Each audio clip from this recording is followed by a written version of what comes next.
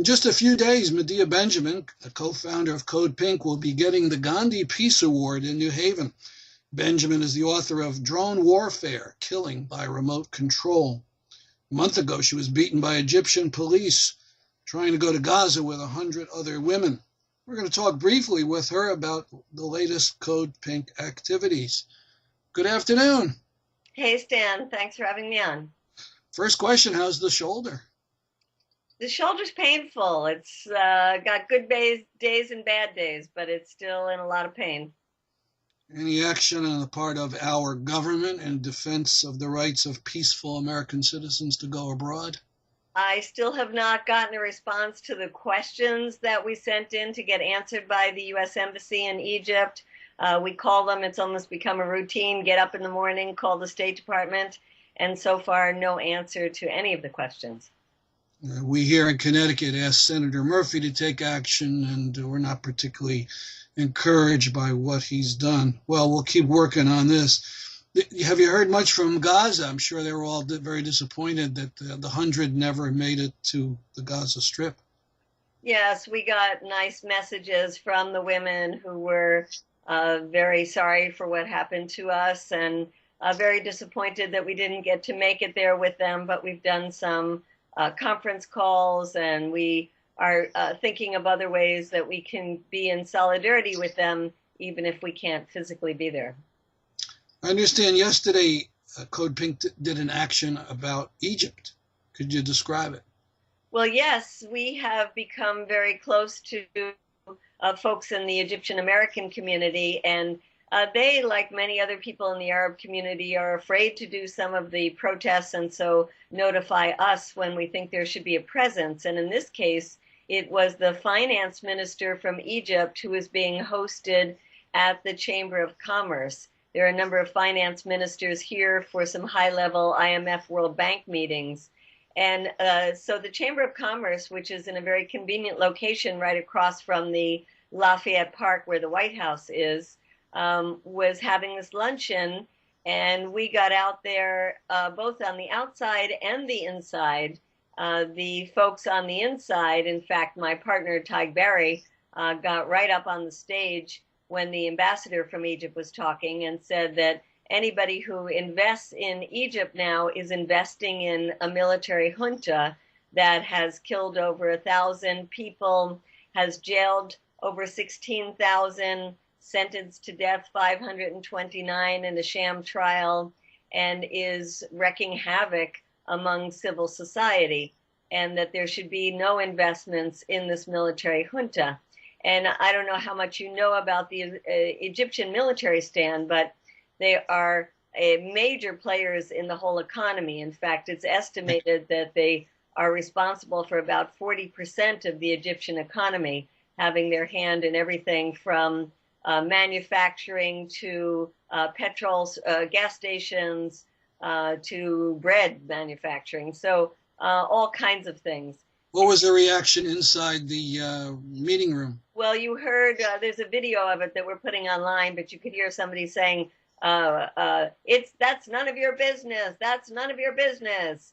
And they basically waited until security pulled them out. And then the host said something, well, Egyptians are very used to protests, ha, ha, ha. Well, what they're used to doing is crushing protesters, killing them, jailing them, giving them death sentences. So one of the positive things that's really happened since our experience in Egypt is that we have become more sensitive to what's going on there. In fact, I'm leaving for a conference in Chattanooga, Tennessee, that is happening tomorrow on Egypt, where there'll be representatives from Human Rights Watch and Amnesty, but it's hosted by Egyptian Americans.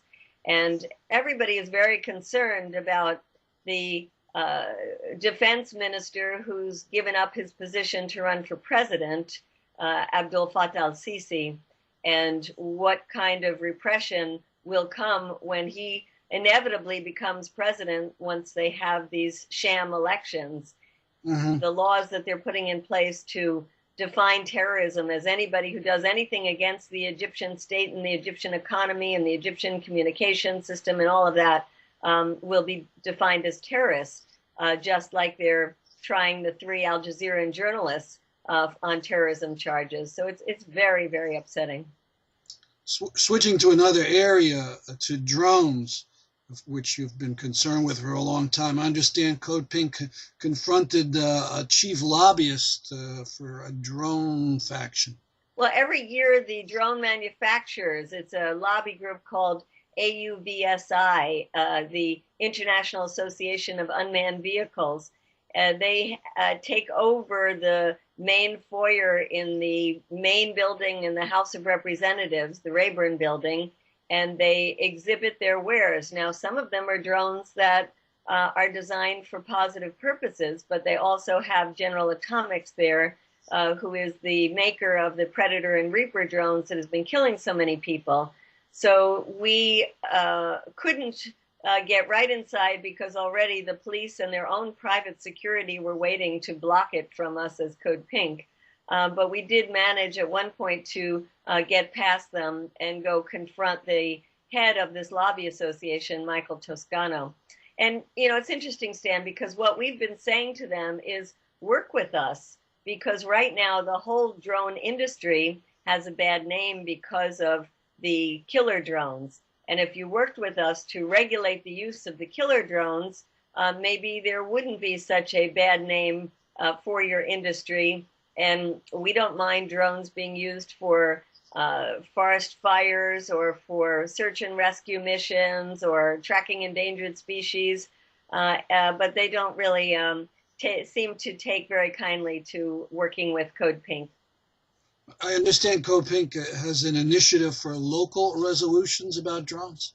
We think it's very important. This is a way of combining what's happening overseas with what's going to be happening at home when our airspace is opened up next year to drones, and it's estimated that there are going to be tens of thousands of drones in our airspace. So we're working with a broad coalition of groups that has been passing things on the statewide level, but we're also passing them on the local level. And we have a goal now in the next 6 months to get 100 resolutions passed in towns and cities all over this country that are reining in the use of drones by law enforcement agencies, saying that there have to be court orders, there have to be probable cause for gathering information on anybody with the use of a drone, and that lays out that the weaponization of drones will not be allowed. So we're excited about this initiative, and we think it sends an important message up the political chain to the dysfunctional Congress, asking them to pass legislation to regulate the use of drones here domestically. Well, thanks for talking to me. Certainly, we're eager to see you come on Wednesday up to New Haven. We want to remind folks that the Gandhi Peace Award event is free. It'll start at 7 p.m. Wednesday, April 16th on the United Church on the Green, just kitty-corner from the library. And thanks, Medea, for talking. Wonderful. I look forward to being there, Stan. Thanks so much.